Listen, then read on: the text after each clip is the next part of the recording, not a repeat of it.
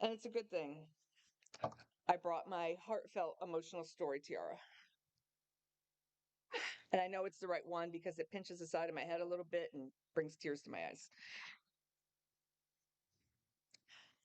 I didn't grow up going to a UU church, but I did grow up down the street from one. Although you couldn't convince me it was an actual church. It was a Tudor cottage on a street in Glens Falls, filled with houses that were definitely not Tudor cottages. The windows were always dark, and it never looked like anyone was home. The sign next to the front door said Unitarian Society, but my friends and I knew a haunted house when we saw one. This, of course, required that I hold my breath whenever I went by it, unless I wanted to make myself vulnerable to ghosts or whatever else was lurking in the Unitarian Society. The trouble was that I had to walk by it every day on my way to school, and then we walked home for lunch, and then we walked back to school for the afternoon, and then I walked back by it again at the end of the school day. And not to mention all the times I had to ride my bike by it on my way to my friends' houses. Obviously, this resulted in a lot of breath holding, which could account for why I was dizzy for much of my childhood. My family belonged to a real church. And I know it was a real church because it was Gothic, had a tall spire, stained glass windows, the whole 9 yards. And it was very serious about pretty much everything. So, I fit right in. It wasn't the kind of place where the words church and joy were offered in the same sentence. And certainly, there was no joy when it came to pledging.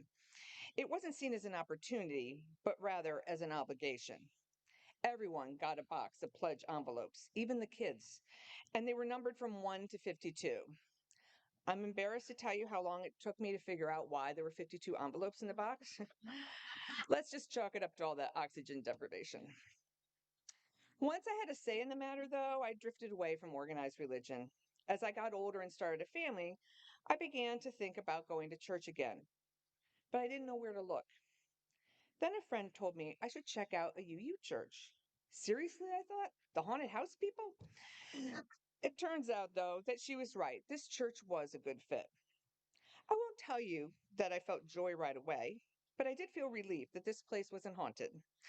I also felt a sense of wonder at the beauty of this space, a sense of peace listening to the music, and a sense of comfort that there were other people just like me who knew there were no easy answers but found satisfaction in creating a community where we could examine the questions together.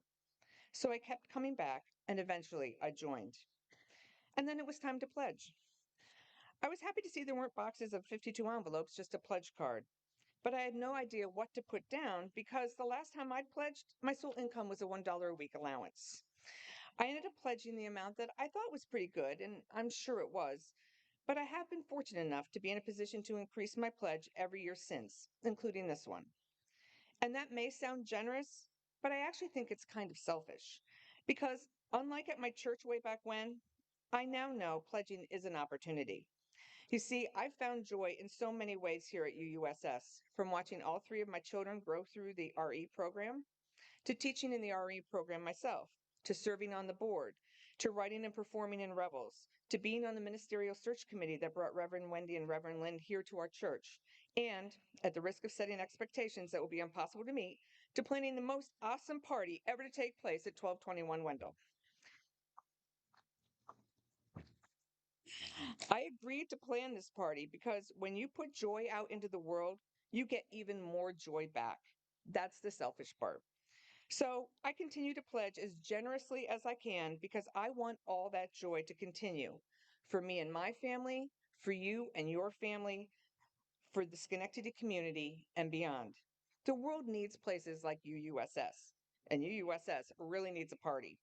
I hope to see you all there on April 1st. That would really bring me joy.